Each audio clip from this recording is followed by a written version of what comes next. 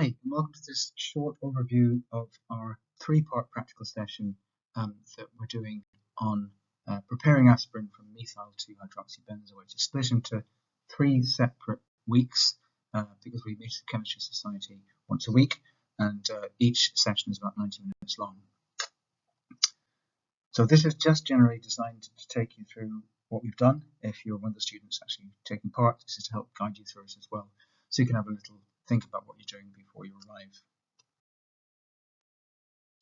So the first week is preparing the precursor molecule. The precursor molecule is basically the molecule that you do something to make your final pharmaceutical product. So aspirin is a pharmaceutical product. So we need to start with a precursor molecule and go through a couple of synthetic steps to make our aspirin. So the A-level principle we're using is alkaline hydrolysis of an ester to make a carboxylate salt and an alcohol. So it's actually sodium 2-hydroxybenzoate that we're interested in. So the carboxylate salt is going to be sodium 2-hydroxybenzoate. So the concentration of sodium hydroxide is fairly high for an alkali, and therefore we treat it as a corrosive substance. So this is our chemical reaction, our methyl 2-hydroxybenzoate, which is a starting liquid, and we react that with sodium hydroxide, reflux it, and that gives us sodium 2-hydroxybenzoate and methanol. So as we go through this, I'm just going to share the main hazards of some of the things that we're making along the way to highlight the importance of purification in the actual commercial aspirin manufacturing process, because some of the things you make along the way are actually quite nasty. So for example, the sodium hydroxide is corrosive, and there might be some of that left behind after the hydrolysis. And the methanol we make as a side product is actually toxic, very toxic. So it's not good to have that mixed in with the aspirin. So the aspirin that you'd make in an A-level laboratory is not fit for human consumption in any sense. It would have to be purified many times over to make it safe to take inside the body. So the next thing is to take the sodium 2-hydroxybenzoate and turn it into 2-hydroxybenzoic acid. So what we use is concentrated HCl. You let it drop twice until the sodium is replaced by hydrogen ion. So the way you can tell that is using an universal indicator or indicator paper. And as soon as the indicator paper starts to turn red, that means that all the traces of alkali have gone and it's now been protonated. Like that. So that's our 2-hydroxybenzoic acid. This is called salicylic acid. And this is actually toxic by ingestion. The hydrochloric acid is corrosive.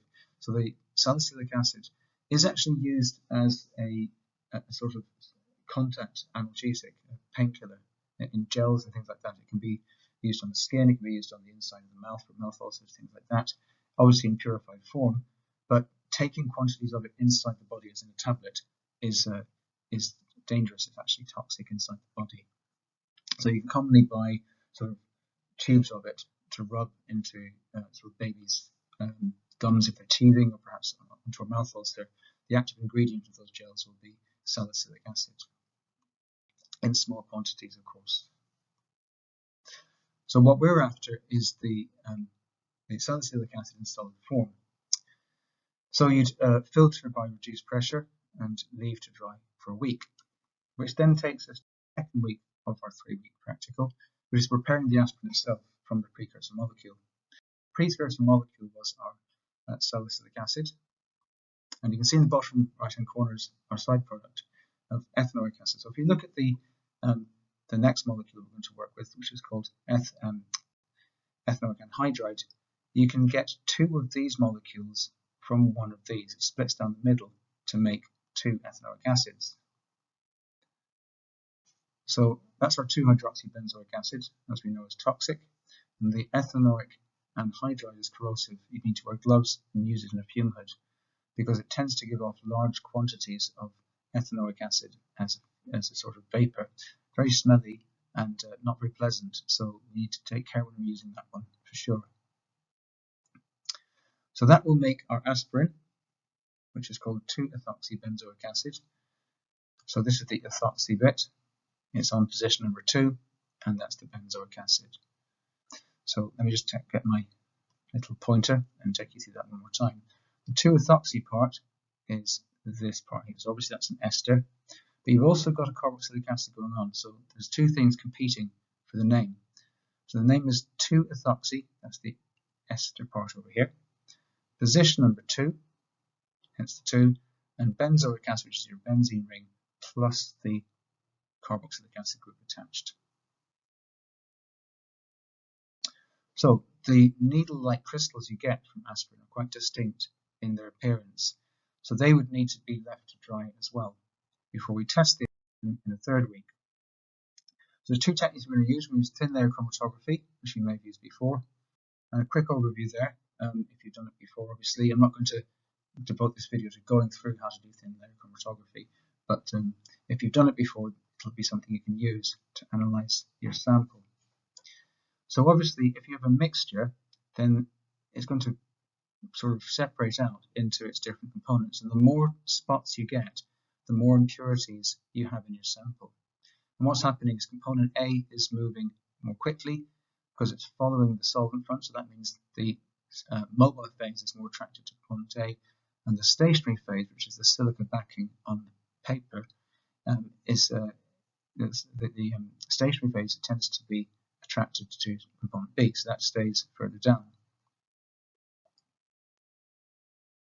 So sometimes it's actually quite difficult to see the spots under the normal light, so we have UV lamps that we can put the TLC plate under, as it's called, and we're looking for the solvent front and the spot from the component. So we're going to measure this distance and this distance. And then once we've measured them, we can work out the RF value for our aspirin. So I don't know if these are the actual values that we get normally. I can't remember off the top of my head what the value is for it, if I'm honest.